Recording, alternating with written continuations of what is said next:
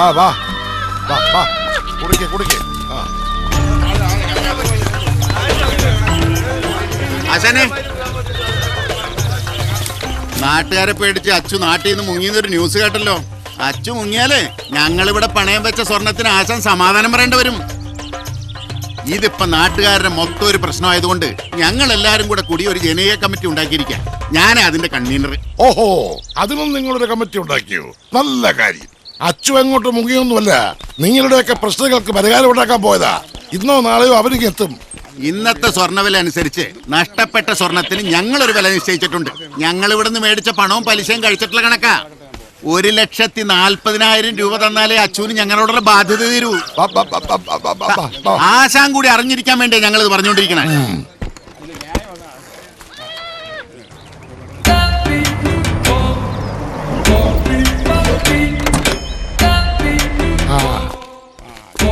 വല്ലതും നടക്കുവോ? സ്വർണമെല്ലാം റെഡി ആയിട്ടുണ്ട്. നാളെ രാവിലെ മുതൽ ആർക്ക് വേണമെങ്കിലും വന്ന് പണയപ്പണ്ടങ്ങൾ എടുപ്പിക്കാം. അല്ലെങ്കിലും അച്ചു അങ്ങനെ നെറുകേട് കാണിക്കൂല, ഞങ്ങൾക്കറിയാം. നമ്മുടെ കാശും വച്ചുകൊണ്ട് കിടന്ന് ഉറങ്ങുന്ന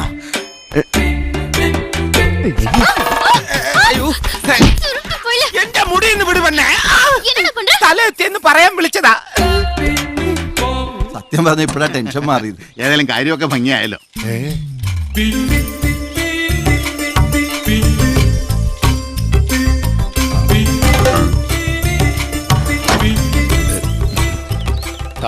ഒരു കുടുംബം തകരാൻ പോകുന്നു.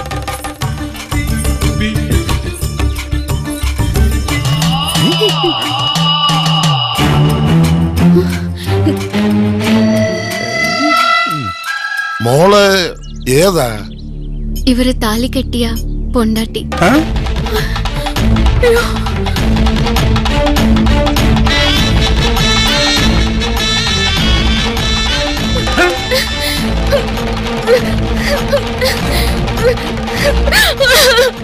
പറഞ്ഞ പോലെ സംഭവിച്ചു.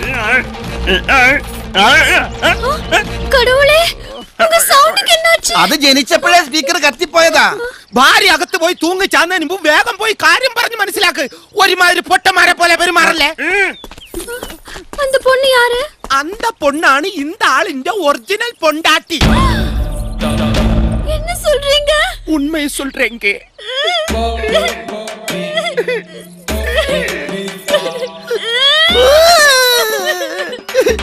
എടാ ചന്ദ്ര, കുട്ടികളില്ലാഞ്ഞിട്ട് അച്ചു രണ്ടാമത് കെട്ടിയാണല്ലേ ഈ പെണ്ണിനെ? താനെന്താ രണ്ടാം കെട്ടിന് സദ്യ ഉണ്ണാൻ വന്നതാ? പോടോടുന്നു. സ്വർണ്ണം നാളെ തരാന്ന് പറഞ്ഞില്ലേ? എടാ ചന്ദ്ര, ഇവിടെ എന്തെല്ലാം കുഴപ്പങ്ങളാ നടക്കുന്നത്.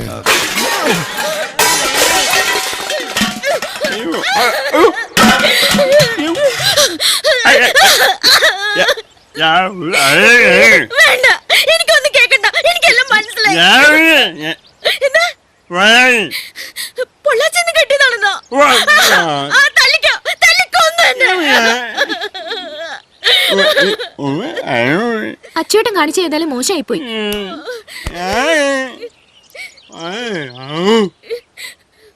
അപ്പുവേട്ടൻ അപ്പുവേട്ടന്റെ ഭാര്യയാണോ അത്? ചേച്ചി അത് അപ്പുവേട്ടന്റെ ഭാര്യയാണെന്ന്.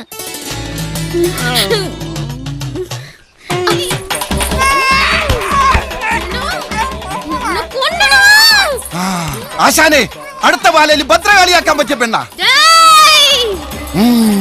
ദാരികനായിട്ട് ഇവനും കറക്റ്റാ. എക്സ്പ്രഷൻ കണ്ടില്ലേ? ഓ മോളെ, അവനെ വധിക്കണ്ട, വിട്ടേക്ക്. അയ്യോ ആശാനെ, ഈ പറഞ്ഞ സാധനം അമ്മച്ചാണ്, ഞാൻ ചെയ്തിട്ടില്ല. അപ്പോൾ എന്റെ ഭാര്യ എന്ന് പറഞ്ഞാൽ എനിക്ക് എന്റെ ഏട്ടന്റെ അമ്മ പോലെയാണ്. ഞാൻ അങ്ങനെ പരസ്യമായിട്ടൊക്കെ കയറി ആമാത്തു. വേറെ വല്ല പെണ്ണായിരുന്നെങ്കിൽ ഓക്കെ. ആ ചന്ദ്രന് കൂടെ ഉണ്ടായിരുന്നു. സംശയം ഉണ്ടോ ചോദിച്ചു.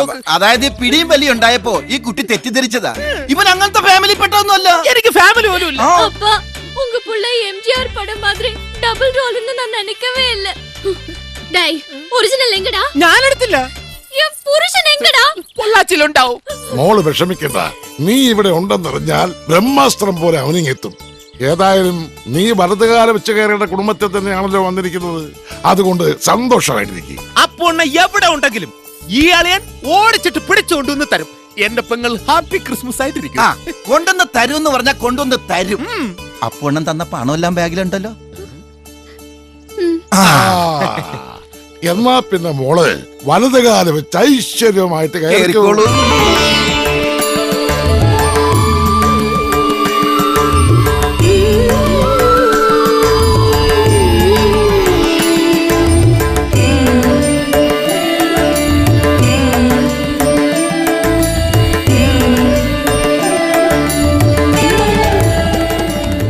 ഇത്രയൊക്കെ സ്ഥിതിക്ക് അച്ചോട്ടൻ തന്നെ ഡൂപ്പായിട്ട് നിന്നാലോ? നല്ലൊരു ചടങ്ങിൽ ഇങ്ങനെ തെറി വിളിക്കരുത്.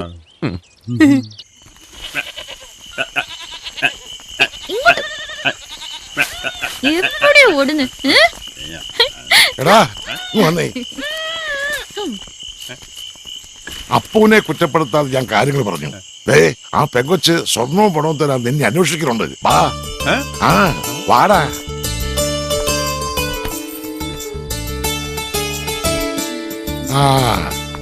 വാങ്ങപ്പാ. മോളെ ആഭരണങ്ങളൊക്കെ ഊരി അച്ചൂര് കൊടുക്ക്. இந்த ஆர்னமெண்ட்ஸ் எல்லாம் ரோல்டு கோல்டு தான். ஒரிஜினல் கோல்டு உள்ள இருக்கு. ஒரு நிமிஷம்.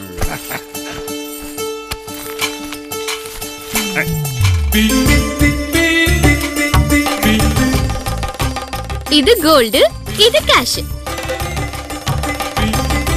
അല്ല ഇതേ ഉള്ളൂ. இதான் மாமா பிறந்த நாளைக்கு கிஃப்டா தந்த கேஷும் கோல்டும். இந்த கேஷ் பட்டு சேலை வாங்குறதுக்கு எனக்கு கொடுத்தாரு. பரவாயில்ல, எடுத்துக்கோ. உங்க ப்ராப்ளம்லாம் முடியட்டும்.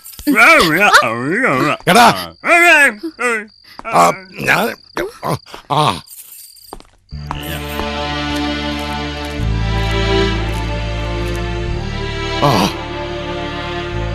ഞാൻ അപ്പോഴേ നിന്നോട് പറഞ്ഞല്ലേ അപ്പോ അതൊന്നും ചെയ്തിട്ടുണ്ടാവില്ലെന്ന്. പക്ഷെ നീ കേട്ടില്ല. നീ ചെയ്ത തെറ്റിന്റെ ഗൗരവം എന്താണെന്ന് നിനക്കറിയാവോ? പണവും സ്വർണവും കയ്യിലുണ്ടെന്ന് പറഞ്ഞ് സ്വന്തം അണ്ണന്റെ ഭാര്യ നീ തട്ടിക്കൊണ്ട് വന്നത്. അപ്പോ ആണ് ഇങ്ങനെ ചെയ്തതെങ്കിൽ നീ അവനോട് ക്ഷമിക്കുവോ? ഇല്ല. ഈ തെറ്റിന് അവനും നിന്നോട് ക്ഷമിക്കുമെന്ന് എനിക്ക് തോന്നുന്നില്ല.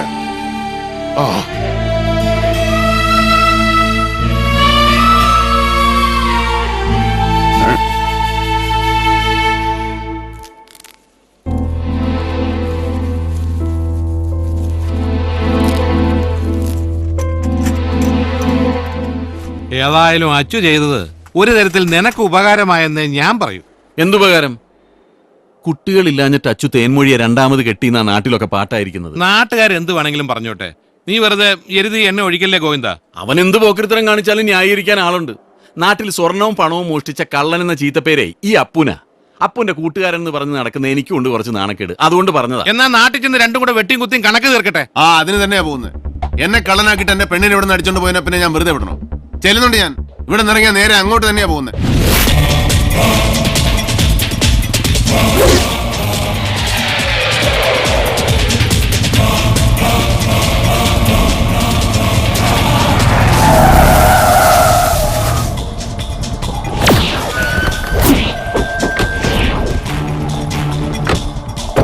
വണ്ടി ഇങ്ങനെ ക്രോസ് വന്ന് നിർത്തിയത് കൊണ്ട് ഒരു വഴക്കുണ്ടാക്കാൻ വന്നതാണെന്ന് നീ വിചാരിക്കരുത്.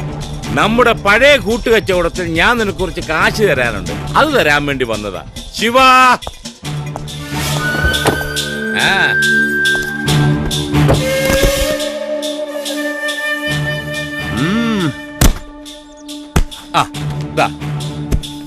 ഇപ്പൊ സംഗതി കോംപ്രമൈസ് ആയേ. ഇനി തേൻമൊഴിയെ നീ ഇങ്ങ് തിരിച്ചു തന്നേരെ. എന്നോടുള്ള വാശി തീർക്കാൻ വേണ്ടി നീ അവളെ താലി കെട്ടിയതും കൂടെ പൊറപ്പിച്ചതും എല്ലാം ഞാൻ ക്ഷമിച്ചിരിക്കുന്നു. അങ്ങനെ ഒരു സംഭവമേ നടന്നിട്ടില്ല എന്ന് നീയും അങ്ങ് വിശ്വസിക്കണം. എനിക്ക് അവളെ ആ സർക്കിളിന്റെ തല കെട്ടിവെച്ചു കൊടുക്കാതെ വേറെ നിവൃത്തിയില്ലടാ.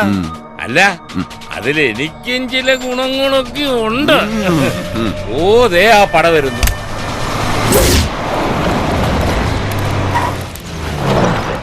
അയാളോട് ഞാൻ പറഞ്ഞിരിക്കുന്നത് കാശിന് വേണ്ടി നീ അവളെ തട്ടിക്കൊണ്ടു പോയെന്നാണ്. അല്ലാതെ നീ അവളെ താലികെട്ട് കാര്യമൊന്നും അയാൾക്ക് അറിഞ്ഞുകൂടാ. അതുകൊണ്ട് അത് അങ്ങനെ തന്നെ ഇരുന്നാ മതി. തേൻമൊഴിയങ്കടാ. ഷർട്ട് ചുളുക്കല്ലേ സാറേ? ചുളുങ്ങിയാ പിന്നെ തേച്ച് തരേണ്ടി വരും. തേച്ച് തന്നല്ലേ ഞാൻ തേപ്പിക്കും. காசு கொடுத்து ப்ராப்ளம் எல்லாம் சால்வ் பண்ணிட்டேன். சார் இந்த ஆளு நம்ம பொண்ணே பத்திரமா ஒரு லேடிஸ் ஹாஸ்டலில் தங்க வச்சிருக்கு ഒരു പോറൽ പോലും വെളുക്കാതെ ശീഘ്രമായി ഇവൻ തിരുപ്പി കൊണ്ടുവരും. കാശ് കിട്ടിക്കഴിഞ്ഞാൽ പിന്നെ നമുക്ക് എന്ത് പ്രശ്നം സാറേ? അവളെ ഉടനെ ഇവിടെ തന്നേക്കാം. എന്നിട്ട് നിങ്ങളുടെ കല്യാണം നടത്തി കല്യാണത്തിന് പായസം വിളമ്പിട്ട് ഞാൻ അവിടെ നിന്ന് പോകും. അല്ലെങ്കിൽ ഇന്നത്തെ ഒരു രാത്രിയോട് കഴിഞ്ഞിട്ട് വിട്ടാൽ മതി. പെട്ടെന്ന് അങ്ങനെ വിടാൻ മനസ്സ് വരുന്നില്ല, അതുകൊണ്ടാ.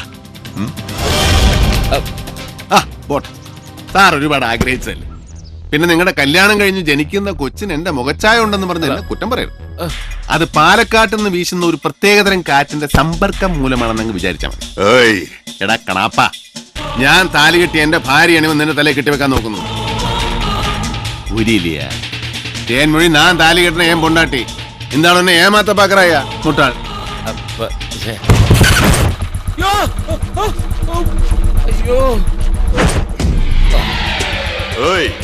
என்னை பத்தி நீ என்னடா நினைச்ச? நான் ஒரு மண்டன் ஆபீசர் நினைச்சியா? இங்க பாரு, அந்த பொண்ணை பத்தி எல்லா விஷயத்தையும் தெரிஞ்சுக்கிட்டு தான் நான் கல்யாணம் பண்ணிக்கிறதுக்கே ஒத்துக்கிட்டேன். இவர் என்கிட்ட எல்லா விஷயத்தையும் மறைச்சிட்டாரு, நானும் அவர்கிட்ட ஒரு சில விஷயத்த மறைச்சிட்டேன். அது என்னன்னு தெரியுமா? எனக்கு 5 வருஷத்துக்கு முன்னாடியே கல்யாணம் ஆயிடுச்சு. இது எனக்கு செகண்ட் மேரேஜ். ஒரு சின்ன வீடு செட்டப், அவ்வளவுதான். உங்களுக்கு ஏதாவது பிரச்சனை இருக்கா? ഒരു പ്രശ്നവും ഇല്ല. കാര്യങ്ങളൊക്കെ ഒരുവിധ അണ്ടർസ്റ്റാൻഡിംഗ് ആയ നിലയ്ക്ക് ഇനി ഇവൻ ഉയരോട് ഇരിക്കുന്നത് നമുക്ക് പ്രോബ്ലം. ശിവ, இந்த പണത്തെ തിരുപ്പി വാങ്ങി പോട്ട് തള്ളണ ഇവനെ.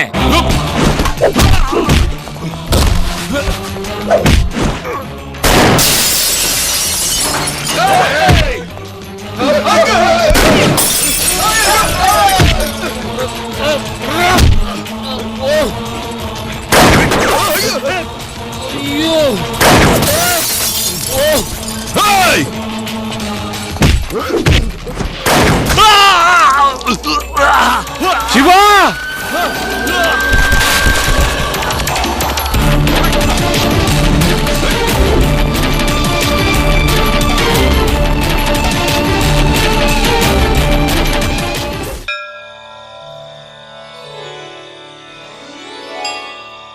ഈശ്വര, സർവേ ജനാ സുഖിനോ ഭവതു.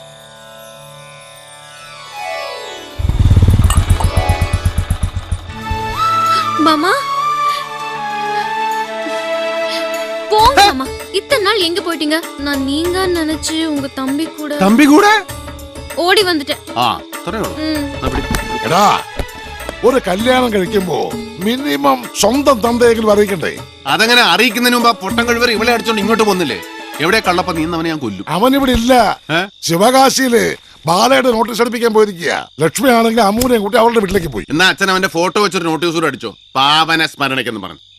அவரு பாவம் மாமா, என்கிட்ட நிறைய வாட்டி மன்னிப்பு கேட்டுட்டாரு, விட்டுடுங்களேன்.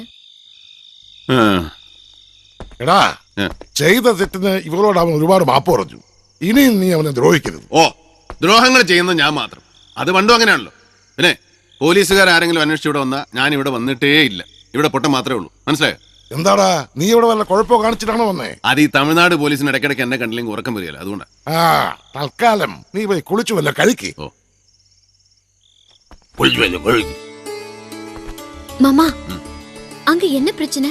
அங்கே என்ன பிரச்சனை? നിന്റെ ചിറ്റപ്പന്റെ മകനാ ശിവരാജനല്ലേ, അവനെ ഷൂട്ട് ചെയ്തു, ചത്തോന്ന് അറിഞ്ഞൂടാ. தேங்க்ஸ் மாமா. அடுத்த வாட்டி அந்த இன்ஸ்பெக்டரையும் ஷூட் பண்ணிடுங்க. നീ താണ്ടി ഉണ്മயான പൊണ്ടാട്ടി.